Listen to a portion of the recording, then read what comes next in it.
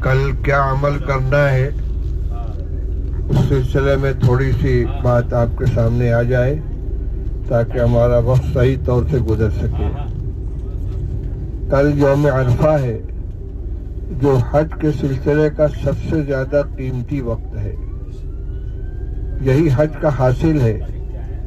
अगर सारा काम कर लिया लेकिन अरफात में वकूफ़ नहीं किया तो हज अदा नहीं होगा और एहराम भी नहीं खुलेगा।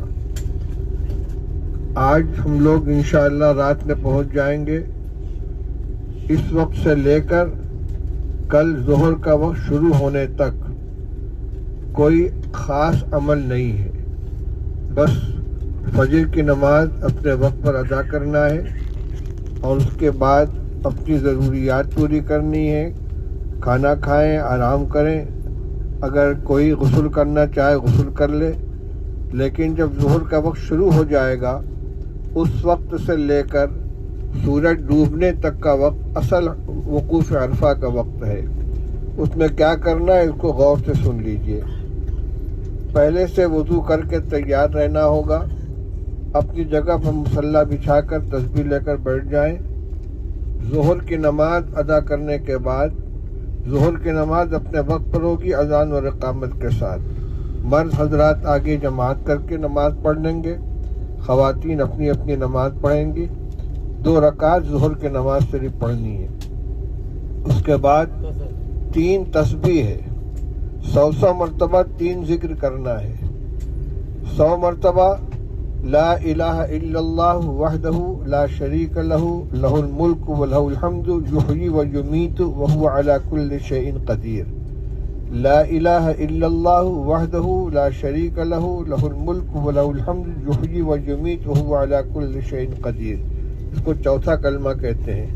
100 मरतबा इसको पढ़ना है। फिर अऊज़ु बिल्लाहि मिनश शैतानिर रजीम बिस्मिल्लाहिर रहमानिर रहीम कुल हुवल्लाहु अहद अल्लाहु समद लम यलिद वलम यूलद वलम यकुल लहु कुफुवन अहद। बिस्मिल्लाहिर रहमानिर रहीम कुल हुवल्लाहु अहद अल्लाहु समद लम यलिद वलम यूलद वलम यकुल लहु कुफुवन अहद। शुरू में 1 मरतबा अऊज़ु बिल्लाहि मिनश शैतानिर रजीम और हर मरतबा बिस्मिल्लाहिर रहमानिर रहीम के साथ 100 मरतबा कुल हुवल्लाह की सूरत पढ़नी, इसको सूरह इखलास कहते हैं। उसके बाद 100 मरतबा दरूद पढ़ना है। नमाज में जो पहला दरूद है अल्लाहुम्मा सल्लि अला मुहम्मदिन व अला आलि मुहम्मदिन कमा सल्लैता अला इब्राहीम व अला आलि इब्राहीम इन्नका हमीदुम मजीद व अलैना मअहुम, इसके आखिर में व अलैना मअहुम बढ़ाया जाएगा। इसका मतलब ये है दरूद शरीफ के अंदर ये दुआ की जाती है कि अल्लाह हज़रत मोहम्मद सल्लल्लाहु अलैहि वसल्लम के ऊपर रहमत नाजिल फरमाइए और आपके आल औलाद के ऊपर रहमत नाजिल फरमाइए, जैसा आपने हज़रत इब्राहीम अलैहिस्सलाम और उनकी आल औलाद के ऊपर रहमत नाजिल फरमाई थी। यहाँ तक तो दरूद नमाज के अंदर पढ़ा जाता है। इसके आखिर में बढ़ाया जाता है व अलैना माहुम, यानी इनके साथ हमारे ऊपर भी रहमत नाजिल फरमाइए। अल्लाहुम्मा सल्लि अला मुहम्मदिन व अला आलि मुहम्मदिन कमा सल्लैता अला इब्राहीम व अला आलि इब्राहीम इन्नका हमीदुम मजीद व अलैना माहुम। 100 मरतबा तीनों तस्बीह पढ़ लेने के बाद दुआ होगी। 1 मरतबा तो कोई दुआ करा देगा, इज्तिमाई दुआ हो जाएगी और उसके बाद अपनी अपनी दुआ में मशगूल रहें। दीन दुनिया की जितनी ज़रूरतें हैं सब मांगें। हमारी बहनें जो नमाज नहीं पढ़ रही हैं वो कुल हुवल्लाहु अहद की सूरत नहीं पढ़ेंगी, लेकिन दरूद शरीफ और चौथा कलमा ला इलाहा इल्लल्लाह वहदहु ला शरीका लहु लहुल मुल्क व लहुल हम्दु युहयी व युमीतु व हुवा अला कुल्लि शैइन क़दीर पढ़ेंगी। और जो वक्त बचेगा तो उसमें सुभान अल्लाह वल्हम्दुलिल्लाह व ला इलाहा इल्लल्लाह वल्लाहु अकबर व ला हौला व ला कुव्वता इल्ला बिल्लाहिल अलिय्यिल अज़ीम, इसका विर्द करें। अभी और वक्त अगर बच गया दुआ से पहले तो कोई भी जिक्र करें। ला इलाहा इल्लल्लाह ला इलाहा इल्लल्लाह ला इलाहा इल्लल्लाह मुहम्मदुर रसूलुल्लाह सुभान अल्लाह अल्हम्दुलिल्लाह अल्लाहु अकबर, कोई ना कोई जिक्र करें। उसके बाद फिर दुआ होगी। दुआ इज्तिमाई हो जाने के बाद अपनी अपनी दुआ में मशगूल रहें। खाने वगैरह की ज़रूरत से पहले ही फारिग हो जाना चाहिए ताकि जो वक्त हमको इबादत का मिले उसके अंदर दूसरा काम न करना पड़े।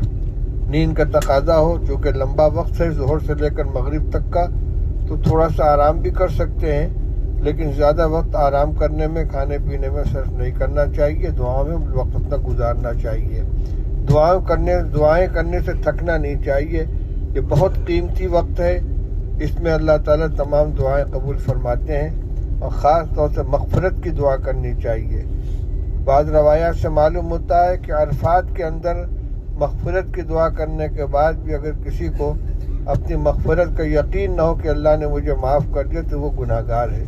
अल्लाह की रहमत पर पूरा भरोसा मान करके, अल्लाह की रहमत का ऊपर भरोसा करते हुए अल्लाह से माफ़ी मांगनी है, एक एक गुनाह की तौबा करनी है। लेकिन एक बात याद रखिए कि इस्तिग़फ़ार का मतलब सिर्फ अस्तग़फ़िरुल्लाह अस्तग़फ़िरुल्लाह पढ़ना नहीं होता, बल्कि तौबा और इस्तिग़फ़ार का मतलब ये है कि आदमी जिन गुनाहों में मुब्तला है उन गुनाहों पर नदामत हो, शर्मिंदगी हो और उनके सिलसिले में अज़्म करे कि आइंदा इस गुनाह को हम नहीं करेंगे। उसके बाद अल्लाह से माफ़ी मांगे, तब ये तौबा बनती है। लेकिन अगर गुनाह को छोड़ने का इरादा न हो और सिर्फ माफ़ी मांगी जाए तो ये इस्तिग़फ़ार नहीं है।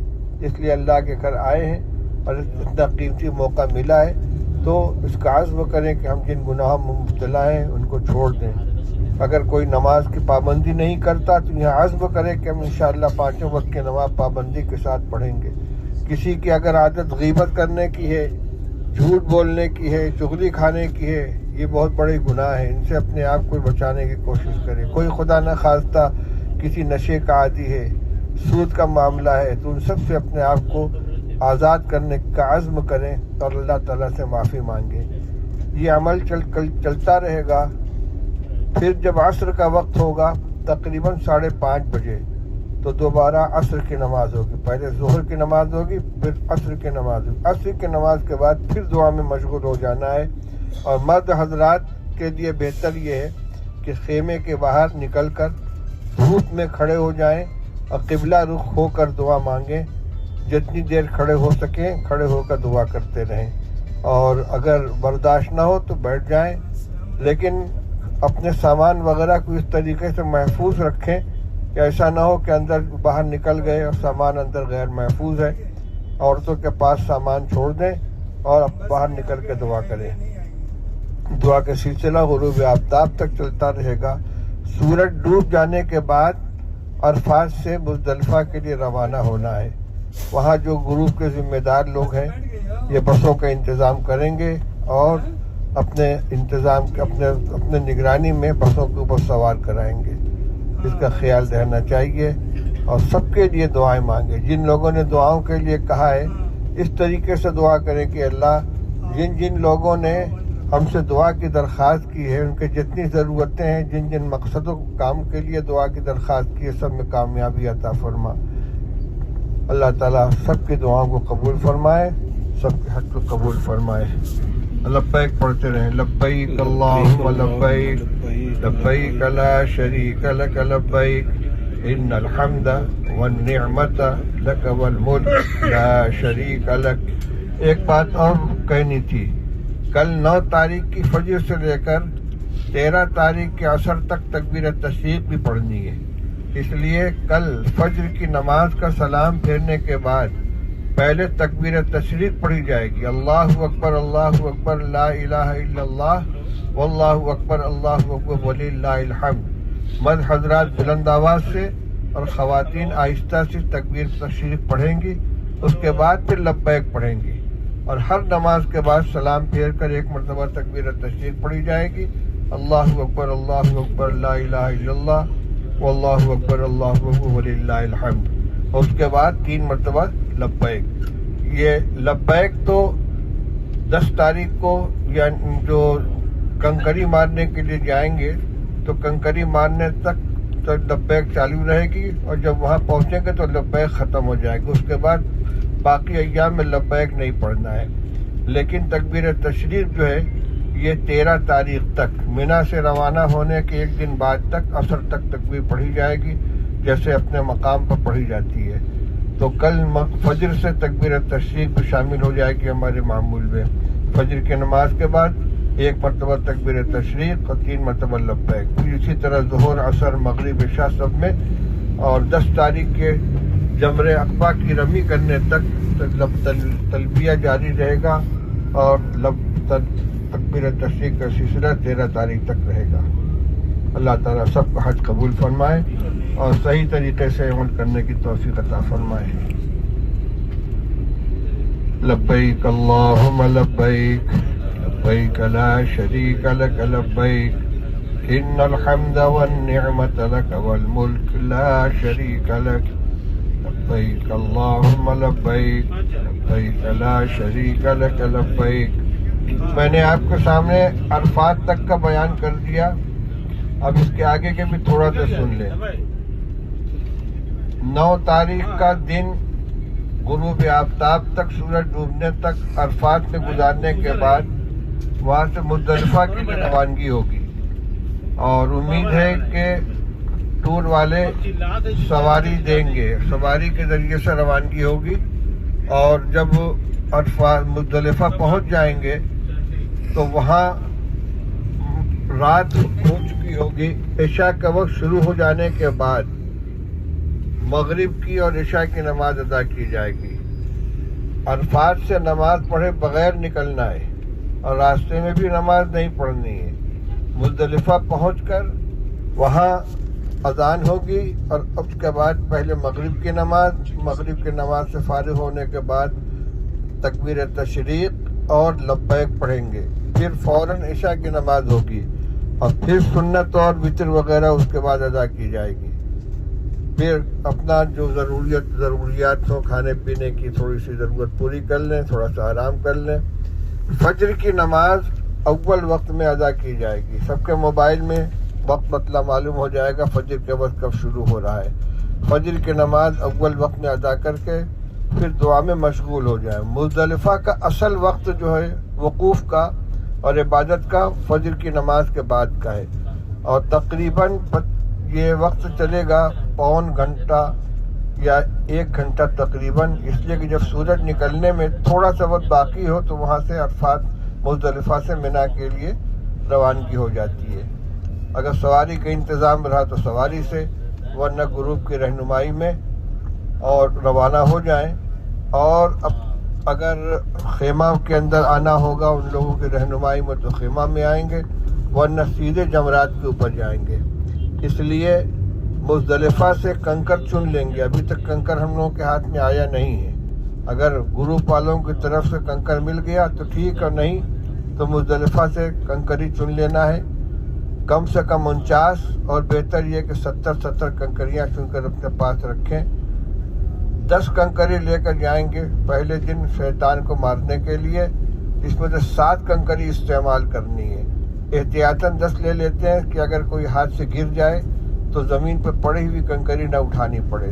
7 कंकरी मारनी होगी और कंकरी मारने का वक्त होता है सूरज निकल जाने के बाद।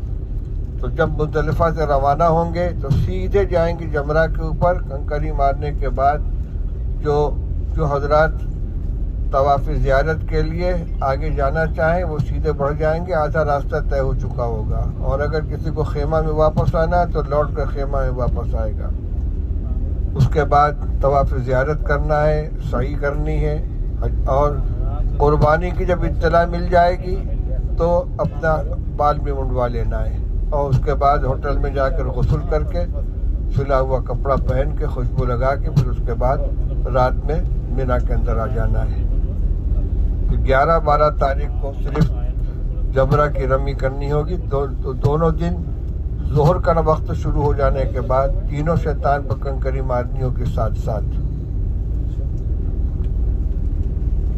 लब्बैक अल्लाहुम्मा लब्बैक लब्बैक ला शरीक लक लब्बैक इन्नल हम्दा वन निअमत लक वल मुल्क ला शरीक लक लब्बैक अल्लाहुम्मा लब्बैक लब्बैक ला शरीक लक लब्बैक इन्नल हम्दा वन निअमत लक वल मुल्क ला शरीक लक लब्बैक अल्लाहुम्मा लब्बैक लब्बैक ला शरीक लक लब्बैक इन्नल हम्दा वन निअमत लक वल मुल्क ला शरीक लक लब्बैक अल्लाहुम्मा लब्बैक लब्बैक ला शरीक लक लब्बैक इन्नल हम्दा वन निअमत लक वल मुल्क ला शरीक लक।